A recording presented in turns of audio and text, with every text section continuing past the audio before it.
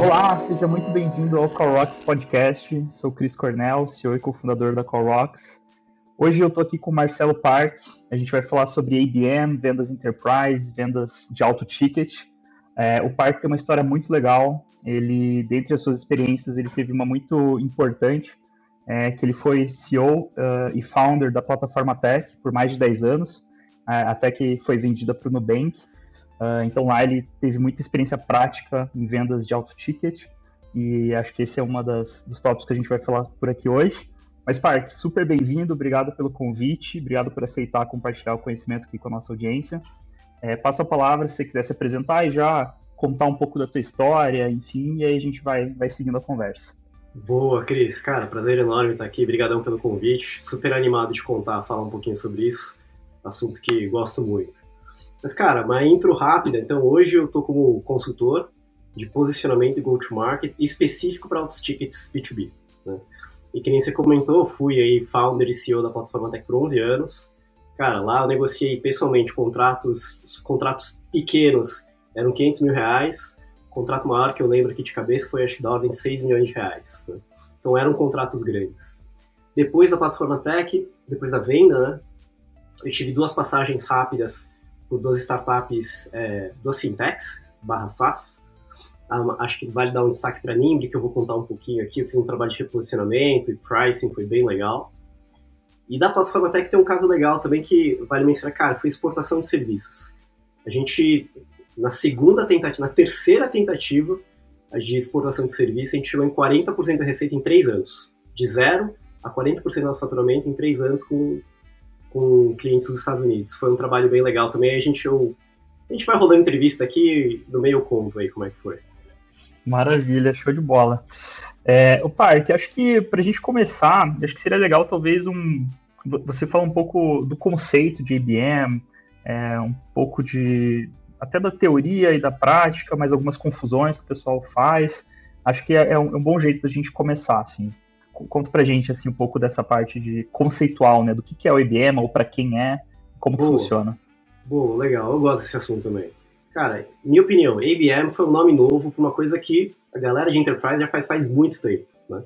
E, cara, quando você tem lá em vendas, né? Você tem a lista de named accounts. Então, você tem a lista de nomes de empresas que o vendedor, né, ou a vendedora tem que ir atrás. E clássicos, né? Você via filme, antigamente, o vendedor vai lá jogar golfe, leva o cliente para um almoço, para fechar um contrato. Cara, aquilo já era um lance do account based. O que aconteceu aqui nos últimos anos, né, sei lá, vamos colocar na última década, perceberam que dava para você dar uma turbinada nisso, porque a concorrência aumentou muito. E aí começaram a juntar marketing com as equipes de vendas. Né?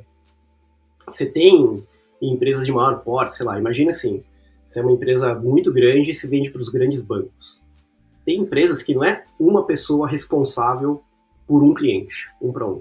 É uma equipe inteira de marketing e vendas dedicada para, sei lá, vou dar um exemplo aqui, para fechar com o Bradesco ou para fechar com o Itaú. É o que o pessoal chama de strategic accounts, né, em ABM. Mas, de forma resumida, cara, um jeito fácil de entender a ABM é como é que você faz marketing, né, mais prospectivo, de forma super direcionada. Esse é o jeito mais fácil de entender, sem firula, direto ao ponto. É super direcionado, é isso. Legal. E quando a gente fala assim da jornada de compra, né, acho que isso tem muitas diferenças, né, quem está envolvido, as etapas, eu acho que eu vejo muita confusão, né, tratar da mesma forma o funil, a jornada de compra, quando você está com empresas grandes, empresas médias e empresas pequenas. Acho que isso tem alguns insights legais sobre isso, né, Park? Tem, total. Cara, falando com leads, clientes meus, um dos desejos é Park. Eu vendo para Enterprise, eu vendo para clientes grandes e o ciclo de vendas é muito longo. Como é que eu reduzo isso? Né? Eu quero reduzir meu ciclo de vendas. E aí, o meu approach é, cara, você quer reduzir o ciclo de vendas? Então você precisa reduzir o ciclo de compra. Né? Por que é demorado para vender? Porque o comprador está indeciso. Está demorando para ele. É uma compra complexa também. A gente fala que venda, que pra gente é uma venda complexa, para quem compra também é uma compra complexa. Né? Com a diferença de que quem está fazendo vendas complexas faz isso literalmente todos os dias. Mas quem está comprando essa compra complexa faz isso o quê? Uma vez por ano? Se muito, uma vez por semestre? Né? Vamos pegar, por exemplo, aqui, um RP. Todo mundo sabe o que é um RP. Imagina uma grande empresa vai comprar um RP. Quantas vezes por ano ela vai fazer isso? Não dá nenhuma. Talvez uma vez a cada década. Né? Então, é difícil fazer essa compra. Então, a principal dica é, pensa, e aí, ao invés de tentar ficar mapeando a jornada de compra, né? A Gartner, se você colocar jornada de compra da Gartner, aparece um diagrama super complexo, tal, que justamente a Gartner usa aquele exemplo e fala, é muito complicado comprar. Né? Uma estatística interessante, né, que eu compartilhei contigo. 40% dos processos de compras B2B terminam em sem decisão. Então, 40% das empresas, não, vão comprar alguma coisa, um software ou uma consultoria, 40% desses processos terminam em nada. Por quê? Ficam com medo de tomar uma decisão ruim. É isso. Então, você que está do lado de vendas, se você ajudar essas pessoas a elaborarem um racional do porquê da compra, aí vai suave. Aí eu tenho um checklist. Ao invés de fazer uma jornada de compra super complexa, eu prefiro pensar em 6 itens. Você tem que ajudar quem está comprando a pensar. Primeiro item. Isso aqui é importante? Né? Então, para quem está comprando, isso é importante? 2. Isso é urgente? 3. Até quanto vale a pena investir nisso? Né? Ou seja, o retorno disso é alto ou é baixo? Se for baixo, bota no máximo R$1.000. Se for um retorno altíssimo, se for algo missão crítica, nossa, eu posso botar R$1 milhão que vai estar barato. Né? Quarta pergunta. Quais alternativas eu, como quem está comprando, tem para resolver esse problema que eu tenho na mão? 5. Qual dessas alternativas é melhor? E 6. Quais garantias eu tenho? Que é fazer a gestão de risco. Né? Se quem compra responder essas 6 perguntas com tranquilidade, a compra fecha. Boa. Não, faz muito sentido. Esse vale da indecisão tem sido muito falado, né? Surgiram estudos, né?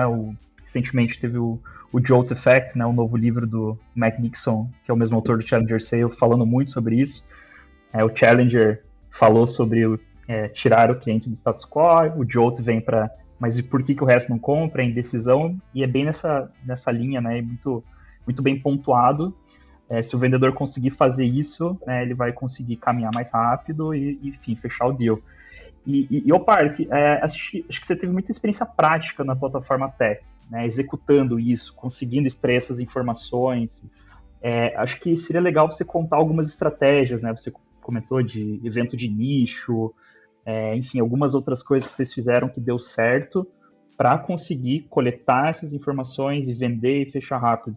Compartilha com a gente, assim, talvez os principais que deram certo na tua experiência lá. Sim, eu vou comentar primeiro o que não deu certo, porque aí foi o meu racional do como é que chegou a dar certo, né? Nossa primeira tentativa lá atrás foi outbound. Vamos fazer outbound sales. Contratando uma pessoa para ficar prospectando e, tá aqui o perfil de empresa, sai ligando.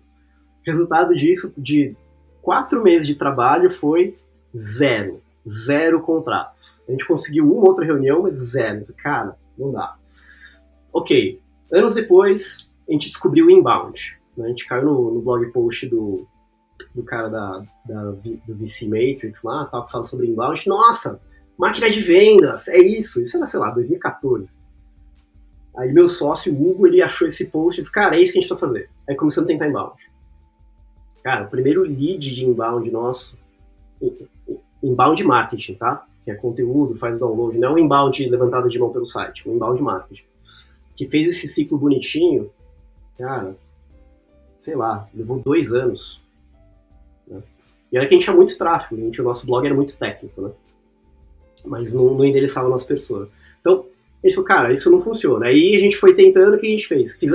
Cara, vamos direto para um evento, a gente liga, a nossa principal persona eram CTOs de startups em crescimento acelerado. A gente, cara, quer saber? Vamos montar um evento. A gente decidiu fazer a primeira versão do evento, isso foi em 2015.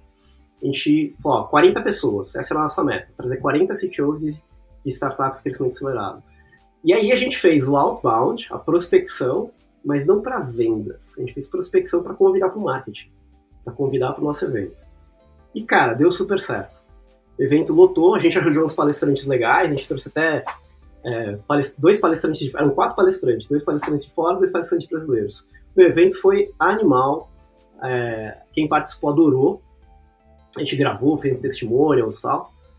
E o que a gente teve algumas boas surpresas? A gente misturou, sem querer, clientes nossos com leads, e empresas que nem conheciam a gente. E, para nossa boa surpresa, nossos clientes felizes falaram muito bem da gente pro resto das pessoas que estavam lá dentro do evento. E aí converteu. Eu lembro, depois desse evento a gente converteu um cliente bem grande, que a gente já estava meio namorando, era um dos nossos CTOs, que era cliente nosso, falou, vou te apresentar pro cara. E não estava rolando, estava lá no evento, não teve jeito, apertamos as mãos ali, fechou o contrato 2 meses depois.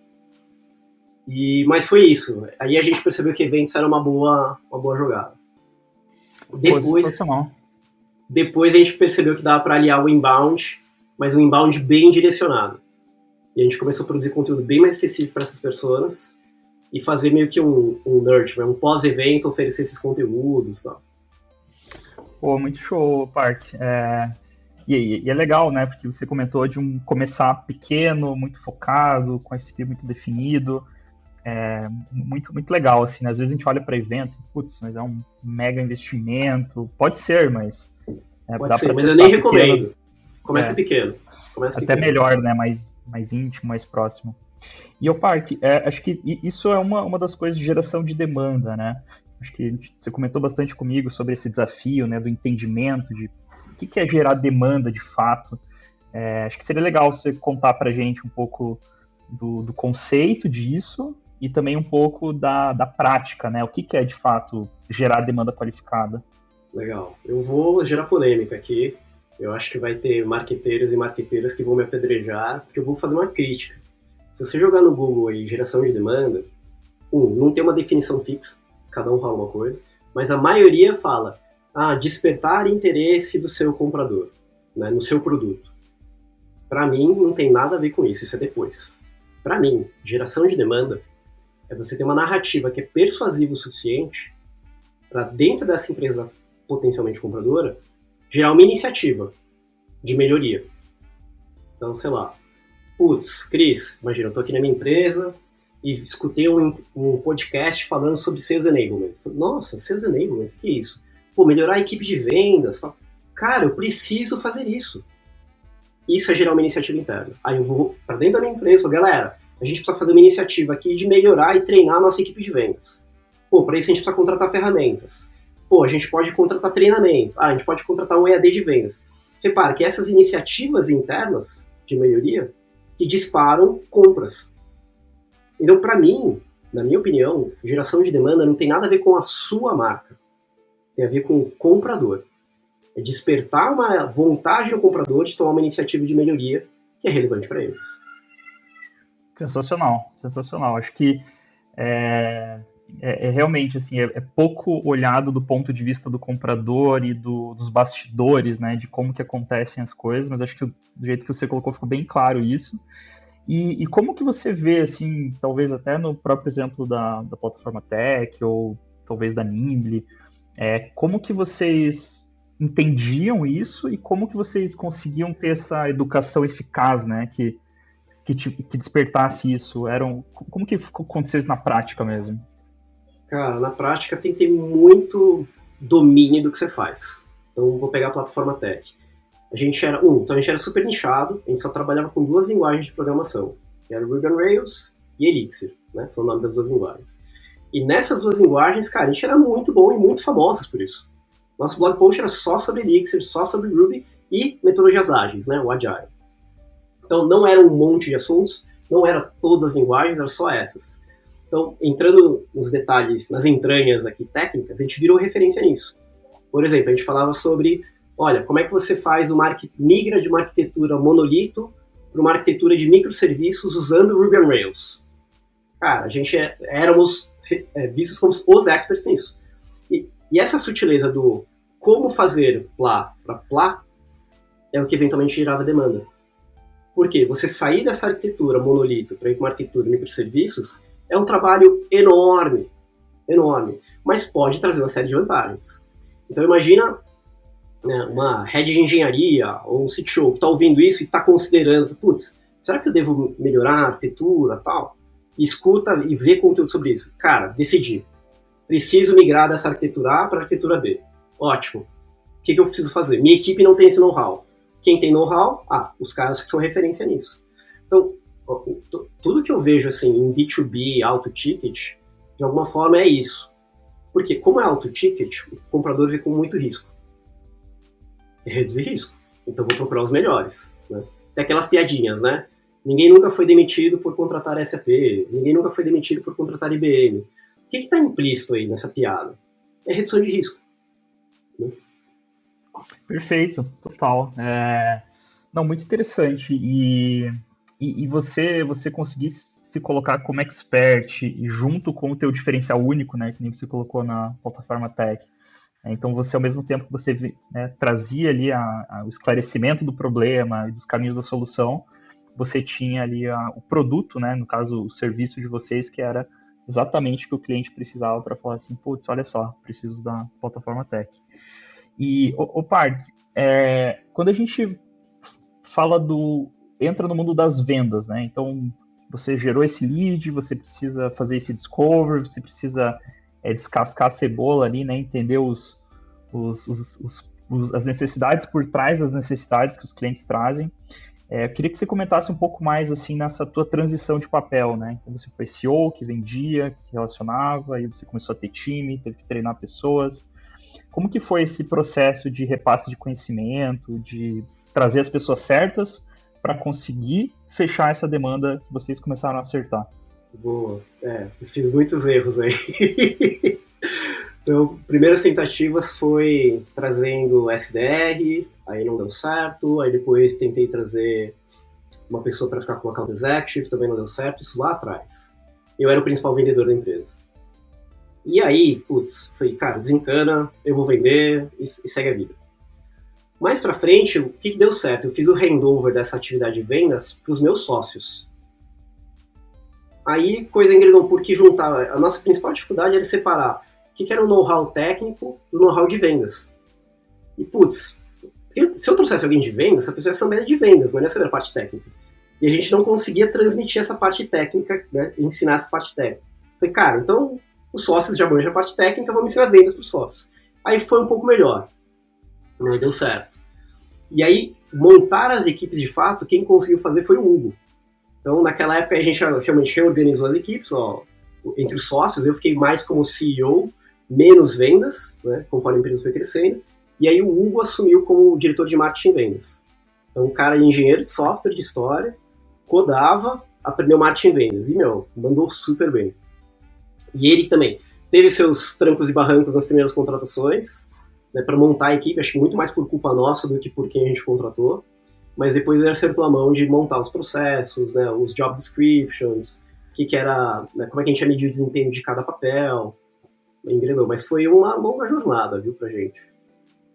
Boa, acho que é um desafio muito grande, né? Até por isso que eu perguntei assim, porque acho que dá algumas clarezas, né? Então, você comentou do Hugo, né, que tinha um conhecimento técnico, então você tinha que transmitir isso, né? Tinha que ter uma boa transferência de conhecimento rápida, né, para formar esses profissionais, né? Não daria para vocês contarem somente com engenheiros que tinham uma capacidade de vendas para conseguir trabalhar, né? Então, Exato. foi construir esse profissional, né? Exato. Ponto importante. Quando que foi um estalo? Gente, a gente precisa dividir os papéis, né?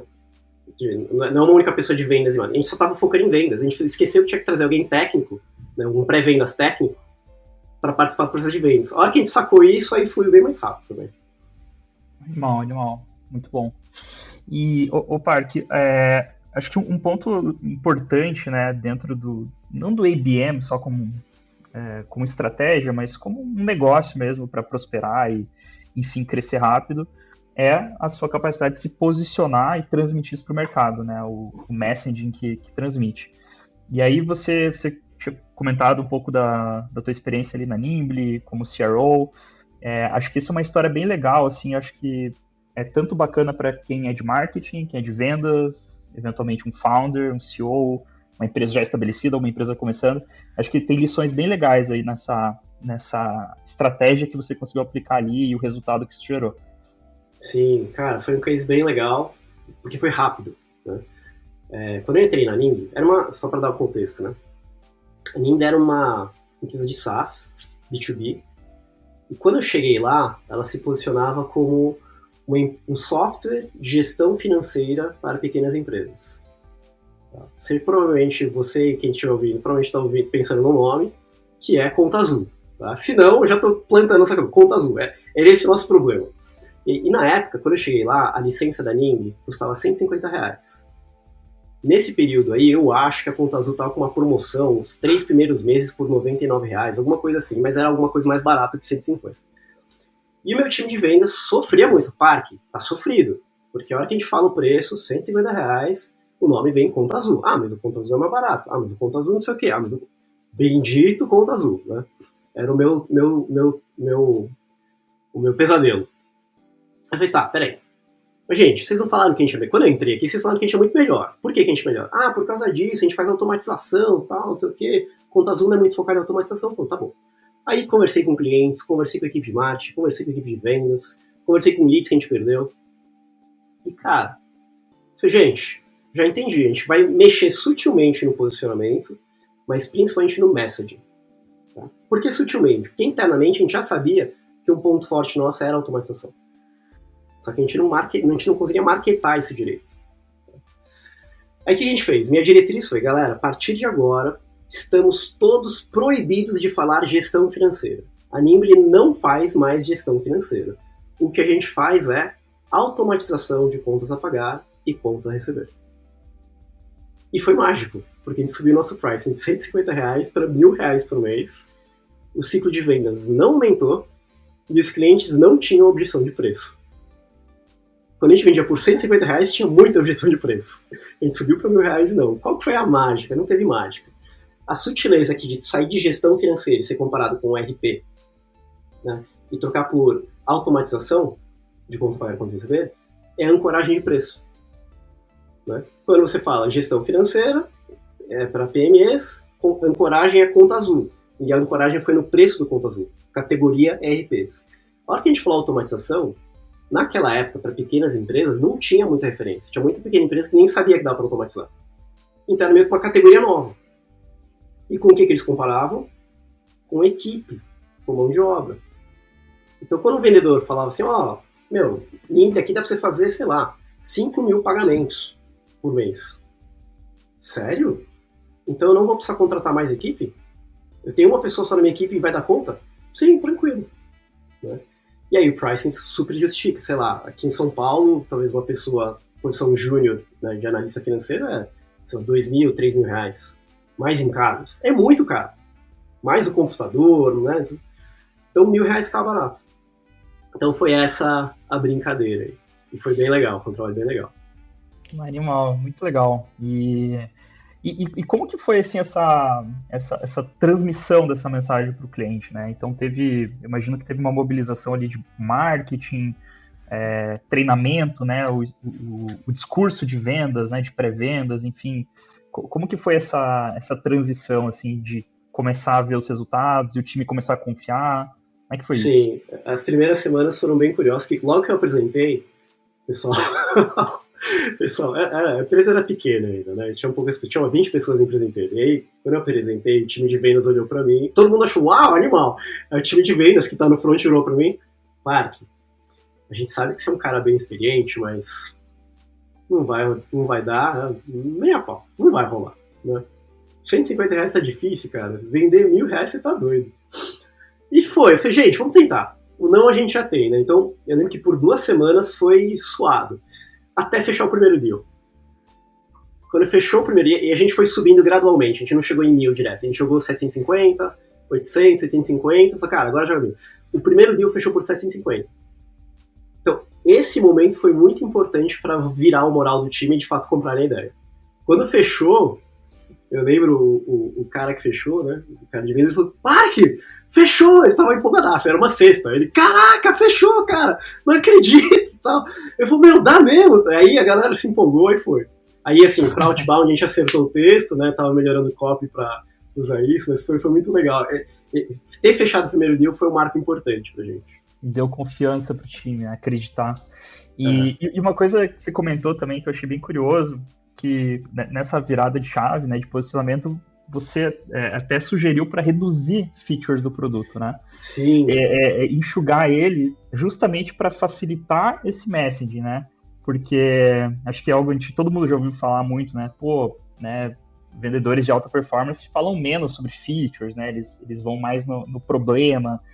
E eu acho que esse movimento, além de simplificar o produto, contribuiu também nesse discurso chegar mais limpo para o cliente, né? Para não ficar aquela chuva de features, faz tudo, então você compete com todo mundo, você compete com RP.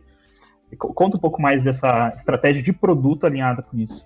Foi bem importante, porque tinha vários relatórios, tinha coisa que estava mais voltada à gestão financeira do que a automatização de contas pagas. Então, primeira animada, né, lixada ali, tirar as arestas, foi relatórios. A gente simplificou o relatório que estivesse associado a contas pagar e receber, né, e no máximo um fluxo de caixa, sem exporta. Isso aí facilitava muito no onboarding. Qual que era o problema que a gente poderia encontrar, né? Fez a venda, automatização. Aí chegou no onboarding, começa a ver um monte de coisa de RP. Aí o cliente fala, peraí, eu comprei um RP, uma ferramenta de automatização, não estou entendendo. Então a gente teve que alinhar isso. Então a gente estava nesse ajuste de onboarding. E do ponto de vista da equipe de CS também, ficou mais leve, né? A gente conseguiu ficar mais eficiente. Acho que foi a sacada. A gente subiu margem, porque o preço aumentou pra caramba, e internamente a gente estava simplificando a operação para a gente ficar mais eficiente, mais focado, com mais margem e um perfil de cliente mais homogêneo. Né? Muito bom, sensacional. Acho que isso é um ponto legal assim para trazer esses exemplos, né? Porque eu acho que isso fortalece para trazer essa conversa mais de perto. É tudo uma coisa só, né? Então CS. Quando fala de posicionamento, não é só marketing, né? Posicionamento é o core do teu produto, é o core da tua empresa. Né? Exatamente. E Park, quando a gente fala de estratégias de ABM para vendas de altos tickets e a gente vai descendo talvez para tickets menores, talvez uma coisa legal seja entender com você quais boas práticas, né, que acontecem na venda enterprise que também são aproveitadas em vendas talvez um pouco menores ou para quem está nessa transição, né, para começar a vender para empresas maiores.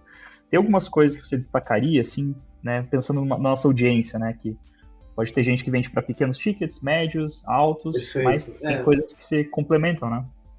O que eu sempre falo, assim, quer melhorar vendas, entenda quem compra. Então, olha para o comprador. Né? Como é que é o processo, como é que é o processo de decisão, quais são as dores. E quando eu falo de altos tickets, no fundo, eu estou falando de compras de alta consideração. O que é uma compra de alta consideração? Cara, é percebido com risco alto, geralmente a frequência de compra daquilo é baixa, né? Emoção tem influência? Tem, mas é menor. Por quê? Falando no universo B2B, tá? No universo B2B, você envolve mais pessoas para fazer essa compra. Tá?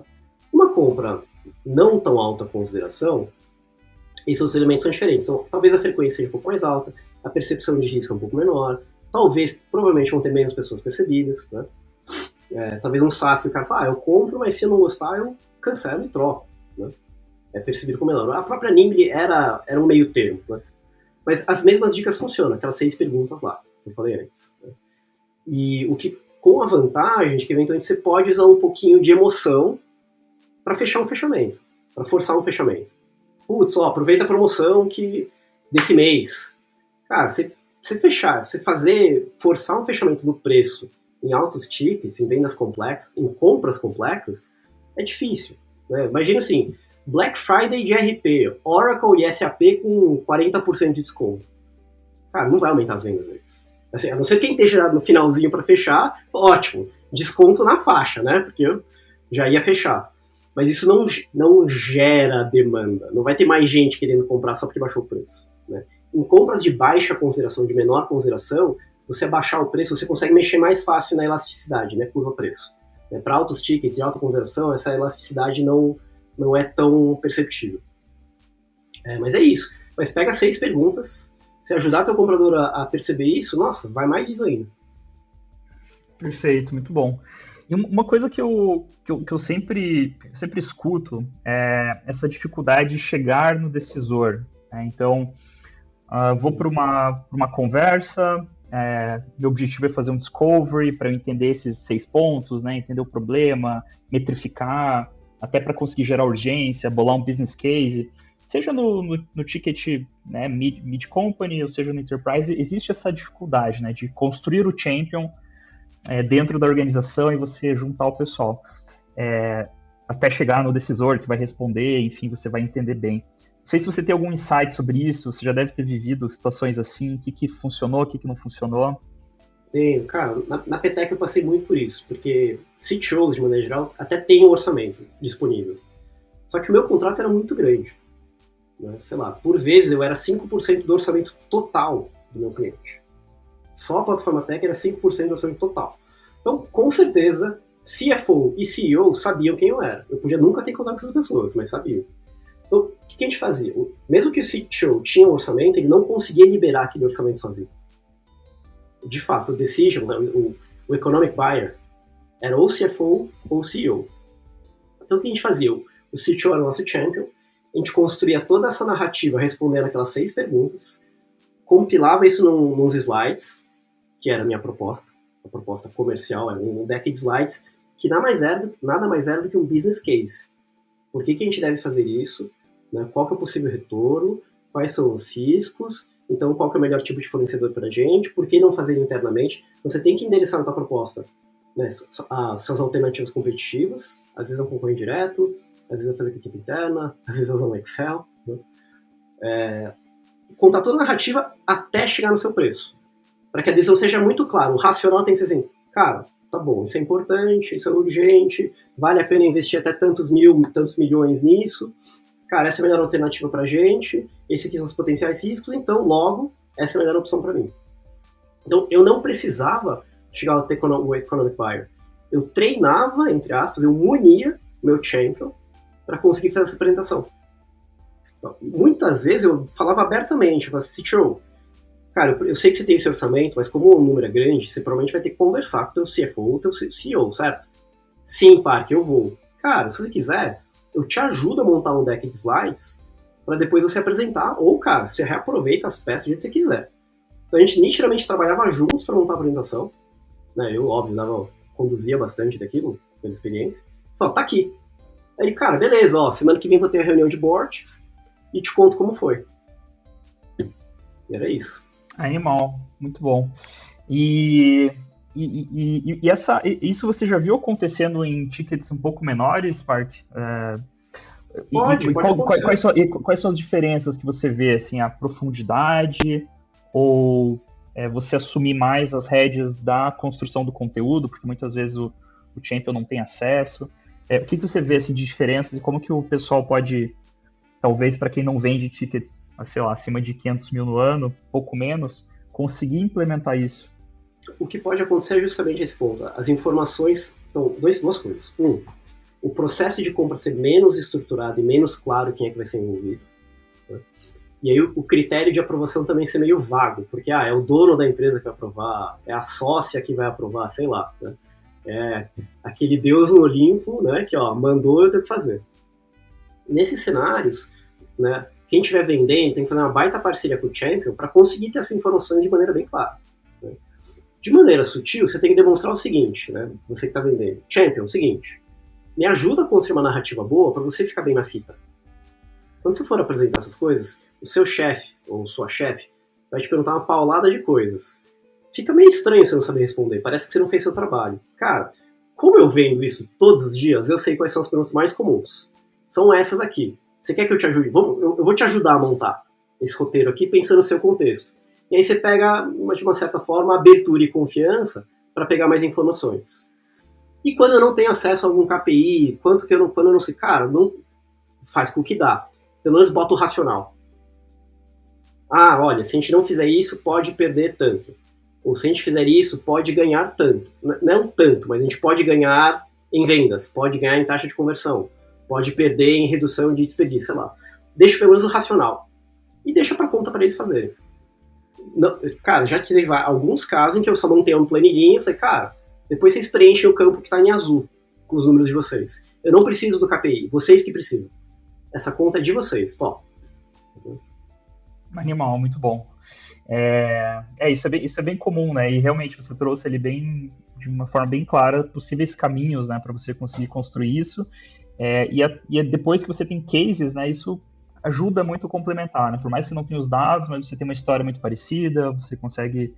Os primeiros são os mais difíceis, mas depois você consegue ganhar robustez, né? E isso muitas vezes não é utilizado em vendas, né? Acho que, não, o case é só na etapa final, e muitas vezes pode ser usado para construir essa confiança, para coletar mais informações, por aí vai, né? Esse que é legal, aproveitar esse ponto.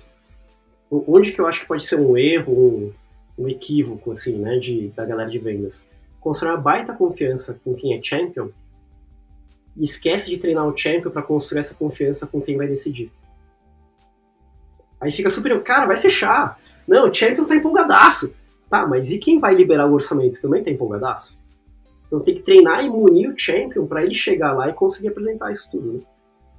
Sim, e conseguir trazer para a conversa, porque você ficar dependente da habilidade de vendas do teu champion, dependendo... Sim, quando der para trazer para a conversa, melhor. Às vezes não dá, às vezes só vai piorar a situação. Aí cada caso é um caso, é verdade. Em Enterprise Sim. É muito comum você não conseguir, e se você forçar chegar até o economic buyer, até o decisor, né, vai te queimar o filme. Aí nesses casos não força. Mas em vendas menores, talvez seja mais fácil conseguir trazer decisores, dependendo do que você está vendendo, sim. Boa. Legal, faz muito sentido isso. Tem que ter essa adaptabilidade, né? E saber que cada caso é um caso, mas você tem ali uma probabilidade maior se você conseguir trazer para a mesa mais cedo. O Park, acho que a gente está chegando no final, a gente falou bastante coisa, a gente tem muito mais assunto. Podemos até marcar um outro para se aprofundar em outros assuntos. Mas eu queria que você falasse um pouquinho da tua consultoria que você está agora, né, enfim, do teu trabalho que você está fazendo em ajudar essas empresas a venderem para altos tickets, para vendas complexas. Então, conta um pouco mais assim, do teu trabalho, como que funciona, e aí a gente fecha o episódio por hoje. Legal. Então, estou prestando consultoria em go-to-market e posicionamento, né, para altos tickets, B2B. E qual que é o perfil de empresa que me procura e para quê? Né? Então, tem startups em rodada série A que me procuram, né? Então já tem uma equipe de marketing, já tem uma equipe de vendas, mas precisam dar uma turbinada. Tem muitas empresas de serviços profissionais, tá? Então software house, empresa que implementa ERP, escritório de advocacia, consultoria de design, consultorias de maneira geral. Tá?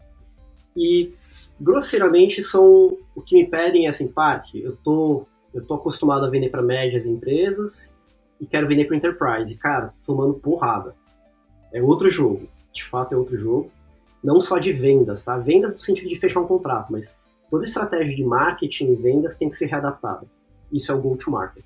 Tá? E o posicionamento também. Então, eu ajudo essas empresas a vender up-market. Tem empresas que falam, Park, eu quero dar uma engordada no meu pipe, eu sei bem quem é o meu perfil de comprador, né? São empresas já de porte maior, ou que proporcionalmente o ticket alto, é uma compra de alta consideração. Só que, cara, meu pipe tá magro, eu tô dependendo muito de indicação, que é excelente, mas inbound e outbound não tá rolando. O que eu faço? Minha taxa de fechamento é altíssima, cara, 70%, 80% de taxa de fechamento de propostas, mas falta, né? Como é que eu engordo o pipe? Aí eu entro com uma carga maior de ABM e Relações Públicas 2.0, que eu chamo aqui, né? Então é isso. E aí quando eu falo de go-to-market, é bolar a estratégia de marketing e vendas em conjunto, né, pensando nesse posicionamento mestre, ou para engordar o pipe, ou para ajudar de fato a entrar num segmento novo que é upmarket, né, upmarket para vender para enterprise e tal. Esses são os perfis de clientes que me procuram. Sensacional, sensacional. E como é que o pessoal te encontra, Park? Tem o teu site, teu LinkedIn? Cara, meu site é super complicado, meu site, marcelopark.com.br, ou no LinkedIn também, só me procurar lá, Marcelo Park, e me seguir. Quando eu tenho um pouquinho de tempinho a mais, eu posto alguma coisa ali sobre estratégia de marketing e vendas aí de alto ticket. Muito bom. Não, ótimo. Não tem tanto conteúdo sobre isso, eu acho que é super relevante, né? Então, fica a dica aí, seguir o Park. Park, bom, acho que chegamos ao fim. Muito obrigado pelo teu tempo, pelos insights, enfim, por essa explicação prática, que eu acho que vai ser muito útil. Aprendi demais, tenho certeza que quem está nos ouvindo aprendeu muito também. E até a próxima. Até a próxima, cara. Valeu, prazerzão enorme. Ó, tô de olho na CallRocks aí, que eu vou querer indicar pros meus clientes aí. Boa, tamo junto. Muito bom. Valeu, galera. Obrigado. Até a próxima. Tchau, tchau. Valeu, Park. Falou.